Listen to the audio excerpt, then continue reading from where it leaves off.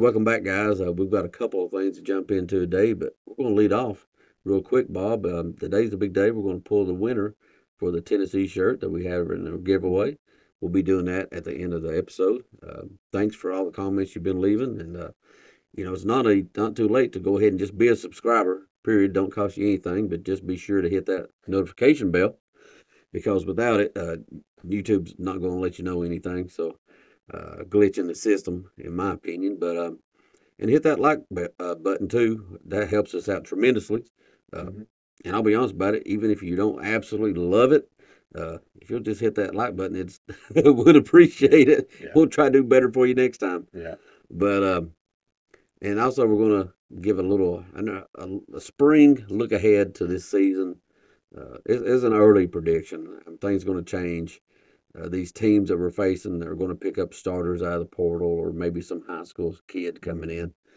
Um, so that's going to change. But, Bob, you've talked about it to me, go ahead and say it. We're going to try to later in the year try to get some guys on the podcast here that covers these teams like North Carolina State, Oklahoma, and do a deeper dive going into the season to try to give y'all the most information, most up to date information from the horse's mouth. Right.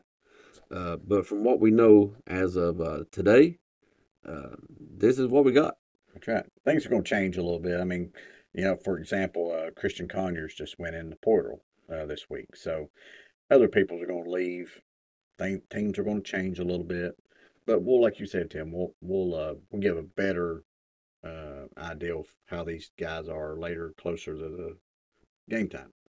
Uh, but let's get into what we think, Tim. On his first game on the schedule is UTC. Yeah, and let's face it, I've got a sweet tooth. I love cupcakes. Right. So I mean, I think speak for both of us. We'll just go ahead and say give us W to that, and let's get into the meat of the schedule starting the next week in Charlotte, NC State, Bob. Yeah, now this one, for the average fan, may not know, this game might be a game. Um, the more I look into this team, the more worried I'm concerned. You know, you listen to a lot of their people, they seem to think that this could be the best NC State team they've had. Yeah, Uh, and they do have an odd defensive line formation that's typically gives Tennessee a little bit of trouble. So, we'll see. we'll see. But But they brought in Grayson McCall from Coastal Carolina. hmm A big get for them, huge get for them. yeah. Uh, so we'll see. I personally think this is a win, but this is a game that if you told me it's a pretty good game throughout, it wouldn't shock me. Yeah. I think this game could be a game where we have to pull away in the second half. Well, when I saw it first time on the schedule, I thought easy W. But since you kind of told me about some things about them, and then I started listening to them, they do think it's the best team they've had. They're looking at 10 wins. They think they're going to be super at quarterback, running back, wide receiver, tight end. They think they'll be okay at offensive line. And just to be honest about it, if a team's just okay on offensive line, I think our defensive line is going to eat. Yeah, So I feel that's the one thing that makes me feel really good about this game. right. Uh, One other thing too, it's supposedly a neutral site, but it's in Charlotte, so it's Mm, basically a home game for NC State too. So that's another reason why it concerns me a little bit. But I'm gonna go down with a W on this one. agreed. Then the next week is Kent. Again, that's a W. I'm not going to spend a lot of time on those games like that. We better win that one. Yeah. Then it gets into what our biggest test of the year. Well, hopefully it was the biggest test of the year so far. At Oklahoma. Well, it is, Bob. And if y'all give me just a minute to tell a personal story, um, our mother was like orphaned when she was like 5, and she had 2 younger half brothers that were taken and went somewhere else. She never did know. But from the time she hit 18 years old, she started searching for them. She thought they were in Oklahoma. She put ads in every paper in the state, um, and this went on for decades until just about. She's in her 80s now, and just about 5 years ago, we were finally able to locate them. They were in Oklahoma. Unfortunately, one had passed away, but we flew out there to meet their surviving brother, who had no idea he had an older sister. And this family was just, it couldn't have went better. Super, super people, big Oklahoma fans. And I just tell you right now, if they're not playing Tennessee, I'm going to pull for Oklahoma because of them, to be honest about Right. it. Now that said, I think everybody's pointing to the fact that Oklahoma is having to replace their entire offensive line, and we'll see how well they're able to do that with the portal and everything.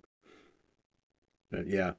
Uh, yeah, listening to a lot of their people say they feel pretty good about their skill position guys, Uh-huh. offense and defense.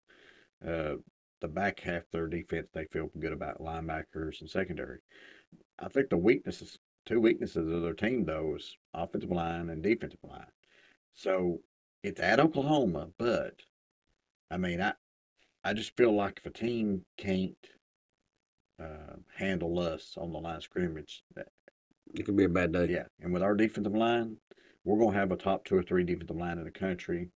If you've got questions on the offensive line, we're going to exploit them. Yeah, we've got answers. Yeah. I think the intangibles is the one thing that worries me about this game as much as Mm-hmm. anything. Nico on the road. Of course, Right. they're breaking in a freshman quarterback too, Yeah. or a sophomore now, however it may be. Um, but man, this is going to be huge for that fan base. First SEC game, Yeah. bringing in favorite son Josh Heupel. Uh, it's going to be decibel levels. It's probably going to be broken Yeah. there. It's it's huge for the Oklahoma team. Yeah. Now that said, I'm with you, Bob. I'm going to go W here because of the lines of scrimmage. Yeah. The next week is a bye. It gives us a little chance to get healed up Settle and down for my big W. yeah. Because the next week we're going at Arkansas. Arkansas is a little bit of a team too. We'll get into more about them later, but they got Petrino as OC now, and they're feeling pretty good about their team at this point in the year. A lot of teams are, but they think they're going to be better than what most people think Well, I they're mean, it going very well could. I mean, you know what? Everybody likes Sam Pittman. Okay, I mean, to be. Yeah. you kind of pull for him. Um, his biggest problem this year, leading up to us, I believe, is his schedule. Hmm. I believe hits early in the year, and he may already be beat up, Bob. Yeah, could be. Who they got? Oklahoma State started or Ohio State? Oklahoma Oklahoma State. State. Yeah, Oklahoma State. They also play at Auburn, and they play Texas A&M the week before us. That's three tough games. They're going to be bruised and battered already. Yeah, they're going to already start feeling some, and then we're coming off a bye. I like that. I like that. I think this is a W. Then the next week, Tim, Florida comes to town. You know, uh, nobody needs to, an introduction to the Florida, but it's here. And, I'm just going to go ahead and say, Tim, we're going to be part of Sunbelt Billy's last Exodus. Yeah. Well, I'll tell you what, this last half of the schedule, he'll be lucky to get a win, so he better be picking some wins up before they play us, because I think we're going to be the first of the gauntlet to exit him, but put him back into the Sun Belt. Yeah. I'm gonna put that down for W.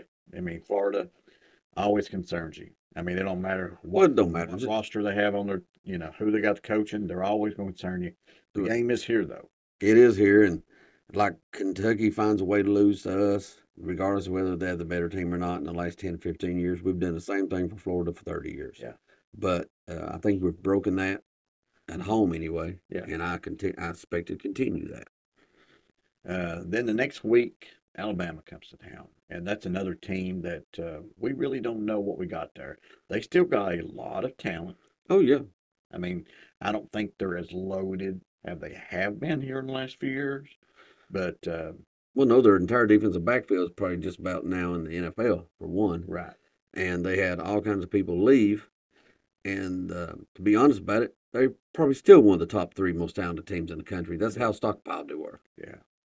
The biggest issue down there, though, is everybody's wondering, Saban's gone. He's out the door. Well, he's down the hallway. Right. But, you know, what's Kalen DeBoer? I mean, his resume is phenomenal. Right. and but we're going to see. I mean, what kind of transition? That can be big. And we'll see. I think we'll have an idea by this point in the season, what we'll run up against. At this point in the season, I'm putting that a coin flip. I really can't say win or loss on that one. That was, Well, last year, Bob, I think you was a more optimistic. I'm going to go ahead and put it down as a W, uh, and for one big reason. I think the difference in this Tennessee team that's going to make a serious run is the quality of our offensive and defensive line. hmm And I believe at home, I feel good about what we can get done on the line of scrimmage. well, one thing that I have heard some of their people say is if they had a weakness as of right this moment, they think tackle maybe not be the greatest offensive tackle, and there's like you said before, their secondary. So, uh, this might be another game where just like with Oklahoma game, James Pierce and the defensive line better eat. They better. That'll be I just hope this ain't one of those years like last year where we went seemed like the entire season without the other team getting a live ball penalty against us. yeah. I mean, We need some hold calls. I counted about 7 or 8 holds on James Pierce last year. Well, Tyler Byrne. I mean, my Yeah, and gosh, Tyler Barron. So they better call it this year. That might be the difference in the it game. might be. After the Bama game is a bye week, and then that gets us again healed up, and an extra week prior for Kentucky. And like NC State, Kentucky's a team that I feel like some people may not feel will be very good, Well, but we I look think down they'll on them be. because we beat them all the time. But Yeah. and they beat a lot of cupcakes over Stoops' hmm career. hmm Don't they lose to a lot of good teams? The only cupcake that beats them very often in the last 10, 15 years has been Tennessee. Um, but Bob, that they return the most starters in the league. Yeah. I mean, their defensive line's tough.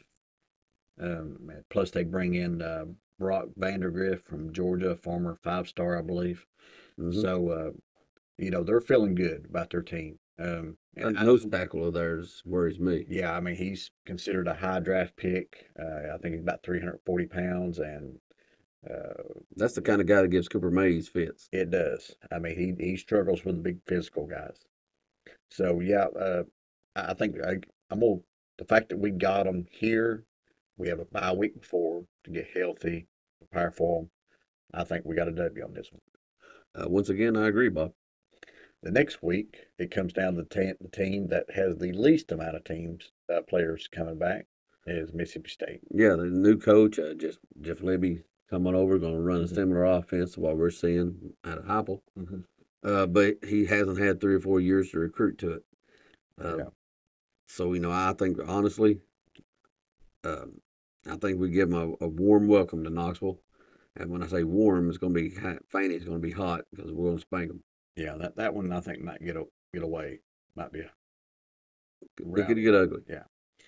Uh, the next week though is at Georgia, and I'm not going to say they're going to stomp us or anything like that, or we're going to stomp them. I think it'll be a good game.